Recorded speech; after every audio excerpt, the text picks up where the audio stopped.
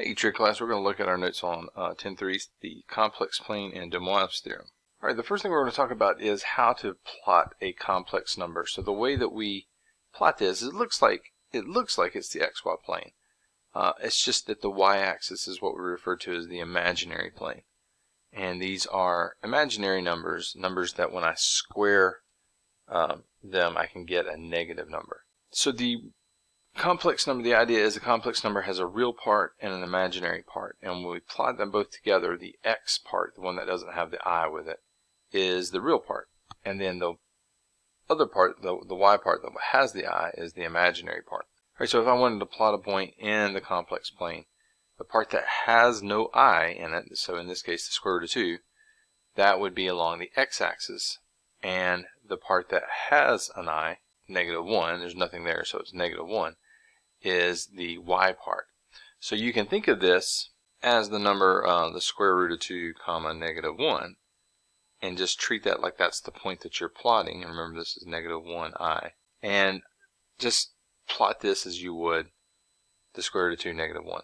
So you move right the square root of 2 units, which is roughly like 1.4 units, and then you go down. So this would be roughly right here about where the square root of 2 is, and then this is negative 1. And so I'm plotting it as if I was just plotting this as a point. But the reality is it's this number that's that distance from the origin, and that's the square root of 2 minus 1i. All right, the magnitude of a imaginary number or a complex number is basically just the distance formula. Like I'm plotting that point.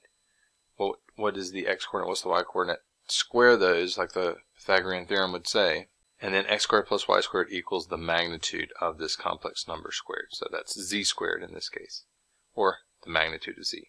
All right, and sometimes, just because of the notation that we use for magnitude, sometimes you'll see us write it as the absolute value. All right, when we just write the complex number with that x and the yi, that's the Cartesian form of that complex number. But because x can be written as r cosine theta and y could be written as r sine theta, we're also going to have a polar form of a complex number, and that's going to be where we take that r, that distance that the complex number is from the origin, and just rotate it from the real axis. All right, when we do this, because remember r could be negative technically, but because it's magnitude now, we don't want it to be negative. So just notice this on this slide, it mentions r is positive, and we're not going to have any angles that are outside that first revolution on the unit circle. All right, when we write because the r could be, it's common to both, r cosine theta, r sine theta, it's common to both. We oftentimes will just factor this out and have the cosine and the imaginary number times the sine in the parentheses, and this value theta, which is the angle of rotation from that positive x-axis, is referred to as the argument of the complex number. All right, then we have Euler's form, which is a very interesting way to think through this, is that I can write cosine theta plus I sine theta, again multiplied by r. I can multiply that instead by e to the I theta, and that's equivalent to multiplying it by that cosine theta plus I sine theta. So that is the equivalent polar form, r cosine theta plus I sine theta, and then right beside it, that's what we refer to as the exponential form. All right, let's write one that's in Cartesian form. That's an x and a y. Let's write it in the polar form and then exponential form. So we start off by taking the x and y, just grabbing the numbers that are there. Again, if there's not a number multiplied by the I, remember y is 1 in that case. We're going to use the Pythagorean theorem to find r. So plugging in the negative 3 and the negative square root of 3, I should say, and the 1 in there, we get a 4 underneath the radical, and the square root of 4 is 2. So the cosine of theta is defined to be x over r. So that means that's the negative square root of 3 over the 2 we just found. Y would then be the y over r, which would be a half in this case. All right, and just remember our angles are between 0 and 2 pi. So if you were to look on the unit circle and found, okay, where is the cosine equal to negative square root of 3 over 2, and where is sine equal to a half, you'll find that theta in that case is 5 pi over 6. All right, and because r is equal to 2, right in there, that means that the polar form would be that 2 times the cosine of the angle plus I sine of the angle. So that's 2 cosine 5 pi over 6 plus I sine 5 pi over 6. All right, and then the exponential form, remember that's the one that's z equals to r e to the I theta. So r here is 2. So that's 2 to the I times 5 pi over 6. All right, now what if we wanted to reverse it? What if we had it in polar or exponential form and I wanted to plot it in the plane? So all I would have to do here is just, remember, multiply this through. This is r. R cosine theta is x. R sine theta is y. I literally just have to multiply the 4 times the cosine of pi over 3 and 4 times the sine of pi over 3. All right, so 4 times the cosine of pi over 3. Cosine of pi over 3 is 1/2. The sine of pi over 3 is the square root of 3 over 2. Oops, sorry, this should be a plus right here, my fault. And that also should be a plus. So that should be 2 plus 2 square root of 3, I, instead of minus. That should be a 2 plus 2. All right, but that's all we have to do to convert from polar back to Cartesian. Is just remember r cosine theta, r sine theta, that is x and y, respectively. So we just do that multiplication. All right, when we multiply two complex numbers together, all we need to do, if you look at what happens because of that exponential form, we just multiply the values for the r that's in front, those distances that they are from the origin. And then because these are both e's to powers, when I multiply them together, I just add those arguments, those values for theta, those angles. So basically what happens when you multiply complex numbers is you elongate them, just like we do with our regular numbers, but we also get a rotation. The angle plus an angle is a new angle, and that's rotating the numbers. So if I had, for instance, like a number that's right here, that's the z value in the complex plane. So there's like the imaginary axis, there's the real axis. And then I have this, this other one maybe that's this long.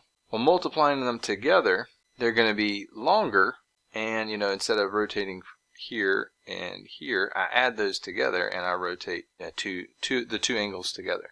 So we stretch out, but we also rotate when we multiply these angles together. And therefore, same idea, if we divide them, we divide the distances and we subtract those arguments. All right, so here are two complex numbers in their polar form. So these are r's right here. We're going to multiply them together, and then we're going to divide them together. So there are my two angles. So all I need to do is first convert them to their exponential form. Right, there's the e to this angle, e to that angle.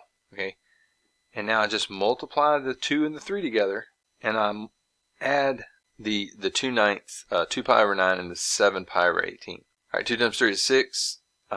2 pi over 9 is the same as 4 pi over 18. 4 pi plus 7 pi would be 11 pi over 18. So there's what we get. And then if we want to, we can switch it back to polar form. Remember that 11 pi over 18 is now the argument. So that's what goes inside of the sine and the cosine now. And we found the new value for r. All right, then dividing them, the 2 and the 3 now are on top and bottom.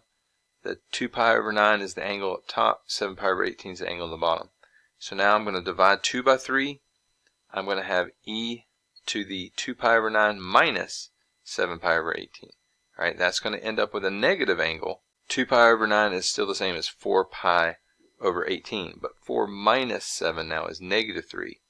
And negative 3 pi over 18 will reduce to negative pi over 6. All right, again, switching to the polar form, I would have cosine of negative pi over 6. That's the same thing as the cosine of 11 pi over 6, again, because we want these angles to be within 0 to 2 pi. So the cosine of 11 pi over 6, sine of 11 pi over 6. All right, that's the same thing because, we came from here with a negative angle. We can also go back to a positive angle just by replacing that negative pi over 6 with 11 pi over 6. All right, and because of how we are defining these in a plane, that argument on a complex number is periodic. So we add 2 pi, we're back to where we started. Add 2 pi again, we're back to where we started. So we get this this periodic value, so where it comes back to where the same values that we had, the same complex number, as we add 2 pi to that argument. All right, now here's where DeMoive's theorem comes in. It has to do with either the polar form or the exponential form for the complex numbers. It's just an easier way to take complex numbers to powers. So if I'm taking a complex number to a power, that's an integer power, 1, 2, 3, 4, 5, the whole number of powers. What it says is I can multiply the value r by itself that many times, so whatever the same power is. But I also multiply the angle or the argument inside of that e to the I power times that number that many times. So the argument times n, where again n is that power on our complex number. Alright, so if I wanted to raise this complex number 3 times the cosine of pi over 6 plus I sine pi over 6 to the third power, what I could do is switch it to the exponential form. Then I multiply the 3 times itself 3 times, 3 cubed, and then I multiply the pi over 6 times 3 as well. Alright, so 3 cubed is 27, pi over 6 times 3 is pi over 2. So now I have that number. So remember, we started off in polar form, we'll switch back to that. So the 27 comes out. Now the cosine of and sine inside the parentheses is going to be have pi over 2 as the argument. Alright, the cosine of pi over 2 is 0. The sine of pi over 2 is 1.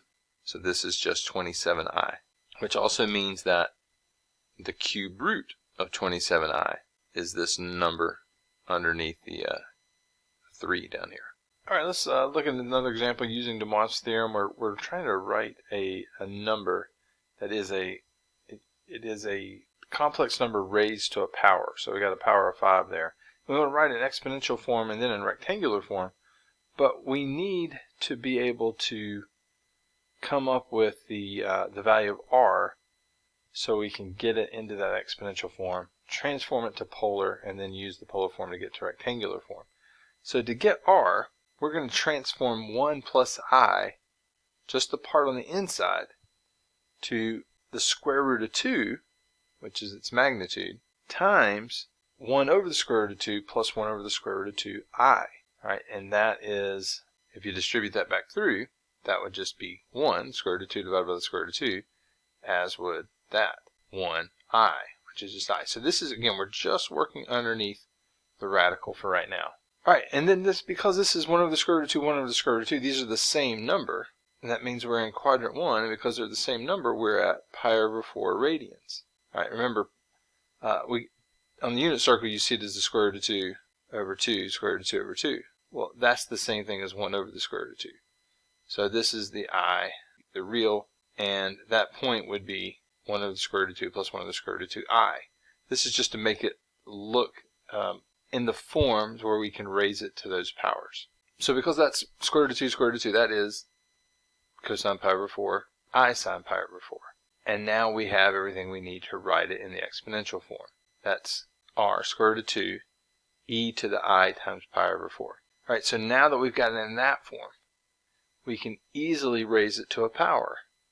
It's much easier to raise it to a power in the exponential form. Alright, just so you can see where this comes from, this is that square root of 2, e is this number, right? And then if we raise it to the 5th, that square root of 2 gets raised to the 5th. Well, that's the same thing as the square root of 2 to the 4th times the square root of 2.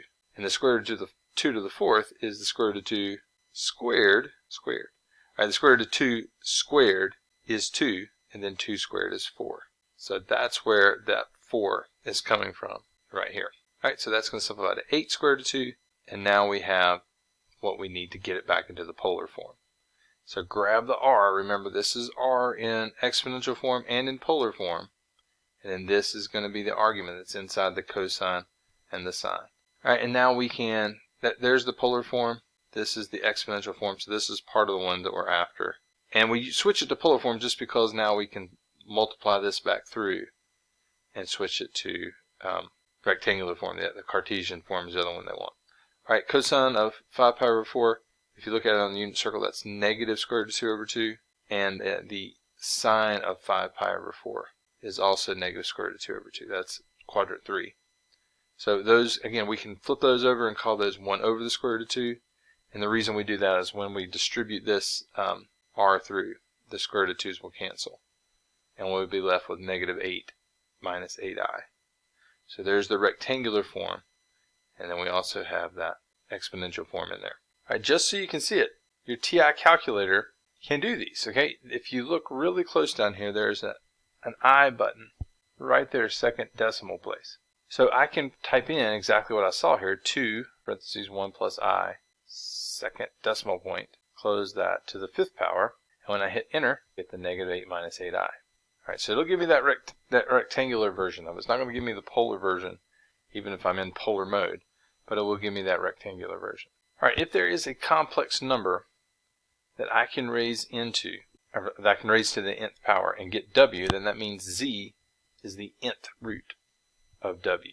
And we're going to use another version of DeMoive's theorem to come back and get roots. So this is the formula we're going to use to find those roots. And what happens here is, what this is saying is, if there is a non-zero value here for W, then there are n distinct roots. Like if n is 5, then there is 5 distinct roots. This is the 5th root of that value of r, this r right here. And then we are dividing all of this stuff. Theta, the original angle, the original argument right here, we're dividing it by n. And we're also, this is just the rotation, we're dividing that rotation by n. So if there's, 2 pi is a full circle, right?